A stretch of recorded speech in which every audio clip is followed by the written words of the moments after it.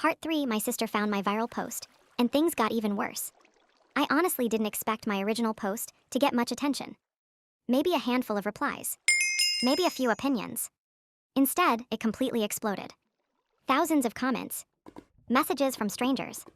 And somehow, the story even started appearing on news and entertainment websites. That's when everything changed. Because my sister found it. Apparently, she came across one of the articles, realized it was about her, and tracked down the original Reddit post. She was furious. She immediately started texting me, accusing me of making her look crazy and twisting the facts to make her seem unreasonable. According to her, I was being unfair. She said she only asked because she loved me. That family should always come first.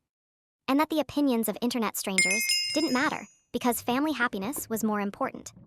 For the first time in my life, I stopped trying to smooth things over. I sent her one message. I told her that I hadn't exaggerated anything. I hadn't described her tone. I hadn't embellished the story. I simply told people what happened. Then I told her something I'd been holding in for years. I reminded her of all the birthdays I was forced to share, because she would throw tantrums if she wasn't the center of attention. I reminded her about the times she cried until I filled out job applications for her. And I reminded her about the moment she ruined one of the biggest milestones of my life, my graduation. Then I told her something she clearly wasn't expecting. I was done. Done being her servant. Done being her doormat. Done sacrificing my happiness every time she wanted something. I even suggested a hotel nearby that specializes in last-minute weddings if getting married before the baby arrived was so important. But my wedding, the wedding I'd spent 3 years planning, that wasn't up for discussion. I ended the message by telling her that if she wanted to destroy our relationship over this, that was her choice, not mine. Her response, just one word. Wow. Followed by, you must love me very much. Then she blocked me. At that point, I thought the situation couldn't get any stranger. I was wrong. The next morning, she unblocked me just long enough to send a screenshot. It showed a supposed conversation with my wedding planner. In the screenshot, the planner was allegedly confirming that my mother had requested the venue be transferred to my sister, and that all they needed to do was sign new paperwork. My stomach dropped. For a moment, I genuinely thought my family had somehow stolen my wedding venue. At the same time, I learned something else. My parents had been telling people a completely different version of events. My older brother called me after hearing the story from them.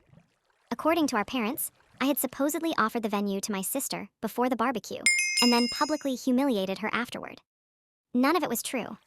After hearing the real story, my brother believed me immediately. Then he admitted something that shocked me. Part of the reason he moved away was because of how our parents treated us growing up.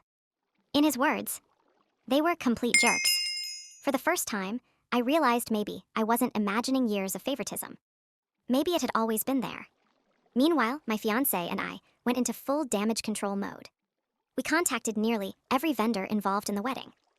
The venue, the photographer, the florist, the decorators, everyone. We added passwords to every account and instructed them not to make changes without speaking directly to us. We also made another difficult decision. Since my parents were helping pay for the catering, we canceled it. It meant giving up the formal meal we had planned. But it also meant removing one more thing they could hold over our heads. Instead, our friends and my future in-laws stepped up. Everyone offered to help cook. So now, instead of expensive catered food, we're planning a giant homemade buffet prepared by the people who actually support us. Honestly, I think it sounds better. We even canceled our bachelor and bachelorette parties to help cover the additional costs. It wasn't ideal, but at least the wedding would belong to us. Then came the final update. We called our wedding planner. And thankfully, the screenshot my sister sent was complete nonsense. The planner was horrified. She told us she had barely spoken to my mother since the day we booked the venue. She also confirmed something very important.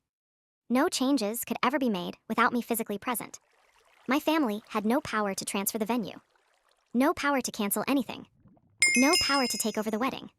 After hearing everything, our vendors became incredibly supportive. In fact, several of them suggested hiring security for the wedding day. One company even offered a reduced rate because they were worried my family might try something. So now the venue is secure. The vendors are protected. The wedding is moving forward. And for the first time since this entire nightmare started, I finally feel like we can breathe again. No matter what happens next, one thing is certain. This wedding is happening. And this time, nobody is taking it away from us.